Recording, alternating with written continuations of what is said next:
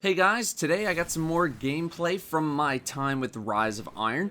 We're going to talk about the two PvP maps that I played on, Icarus and Floating Gardens, along with some first impressions of the artifacts. Disclaimer, once again, Activision invited me up to check out Rise of Iron early, and what you see here is from an old build and is not final.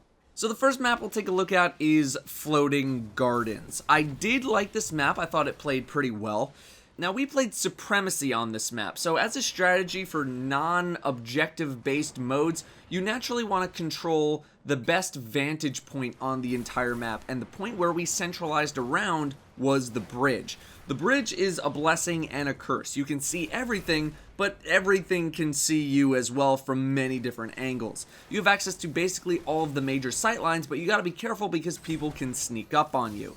The bridge also has a disadvantage in terms of shotguns. It's really easy for people to sneak in from the outside part of the map, kind of where you spawn in, jump up, and then just shotgun you in the face.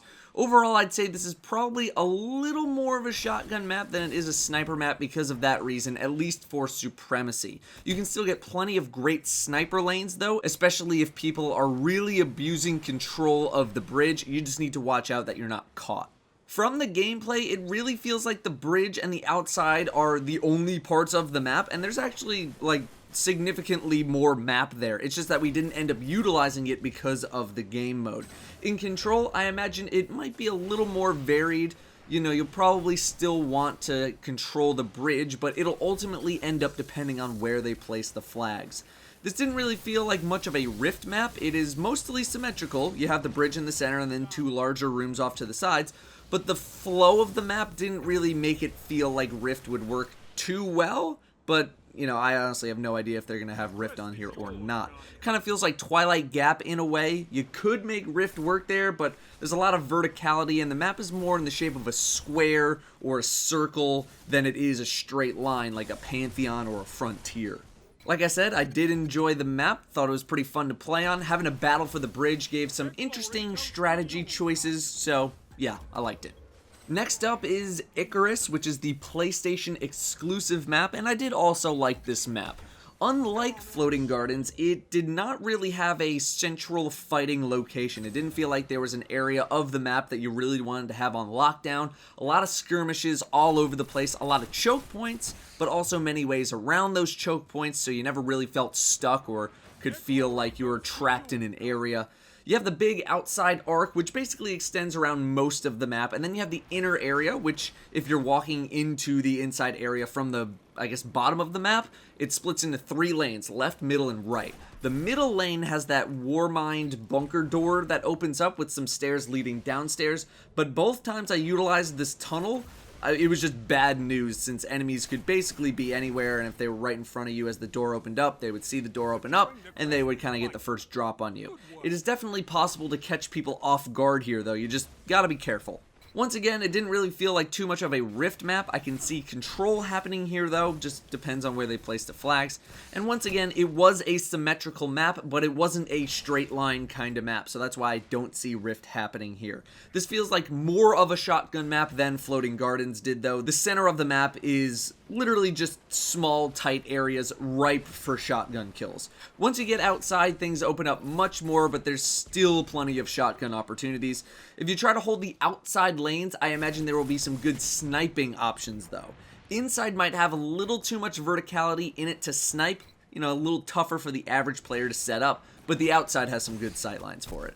That is my brief preview on those two PvP maps. There are 2 other maps as well, Last Exit and Skyline, that we haven't seen too much of, but we might just have to wait until the release of the game to see them with more detail, unless there's another pre-release event or something like that.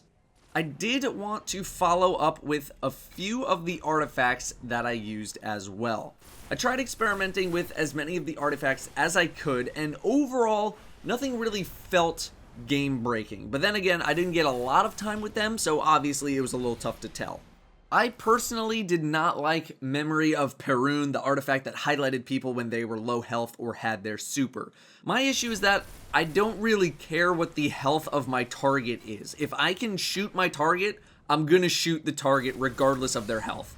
With the artifact highlighting people with supers, I mean, you can already see if someone has a super. Granted, it's a little bit harder to tell, it's not a giant glowing outline, but you can still tell. A couple of the other people that I played with did really like it, but for me, just wasn't my thing, at least not during my very brief time with it. Next, we have the artifact that gave you the better map and third eye memory of Gellion. I really enjoyed this one, but that's also because of my playstyle. I'm not a great shot, so I rely on the minimap to try to anticipate enemy movement and use that to my advantage. With the detailed map, this makes my life a lot easier, plus it's something that is completely passive. You don't need to worry about it at all, so overall I think it's going to be a pretty solid option for a lot of players. I did not use the damage over time reduction artifact memory of Silumar. There wasn't really anyone using damage over time, so I didn't really need to use it, but it's also completely passive and will just keep you alive against damage over time stuff. Pretty self-explanatory. Memory of Scory, generating super energy faster. I really didn't use that one too much either, so no comments to really be made there. Memory of Fellwinter, the thing that gave you an extra grenade and melee but took away your super, is really going to be a popular choice. In my time with it, I didn't utilize it very well because I don't really play a Stormcaller too often, and I chose to play a Stormcaller because of reasons. But as I was playing on my Striker Titan yesterday in Iron Banner Clash, I realized how much I was going to want to use it with my Striker Titan. Now, originally I said that you probably won't be able to get 3 grenades or 3 melees with it because I feel like that would have been a bit much. Also had some people tell me that the Game Informer stuff said that you wouldn't be able to. Then Mr. Fruit put out a video saying that you were going to be able to get 3 of each because he was told that at the event by someone, so naturally everyone was just kind of confused. Conveniently enough, Mr. Fruit is at Gamescom right now. I asked him to ask Lars Bakken, and Lars told him at Gamescom that it will not stack with stuff that gives you an extra grenade or melee, so you'll not be able to get 3 charges of either grenade or melee. So, there you go with that. Hopefully that's final, and hopefully that doesn't change. Otherwise, using it, it's going to be a very viable option for a lot of people, and this is something that will actually change your playstyle. However, no super was a bit annoying at times. I often use my super to make a big play, and without that option, you sometimes feel helpless in a complete sea of supers. Finally, the no sprint delay artifact, the Memory of Yolder, I didn't use too much. Now, I imagine people will find a way to make the artifact into something really good, combine it with Titan Skating or something like that, zip around the map, all that good stuff. I did Iron Banner for about 2 hours last night, and there was only one time that I could remember where sprint delay actually caused me to die. Just one time. The delay doesn't really impact your gameplay as often as you might feel. At least this has been my experience as of late. When it does, it's super annoying, no doubt, but it's not as often as you might feel. Now, how many kills would I have gotten if it were not for the sprint delay? How many times did sprint delay prevent me from getting a kill? I don't know the answer to that. Impossible to know.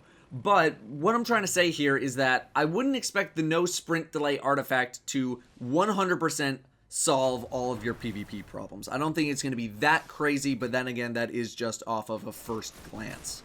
Anyway, that'll wrap up my thoughts on those artifacts and the maps. Thank you all very much for watching, and I'll see you next time.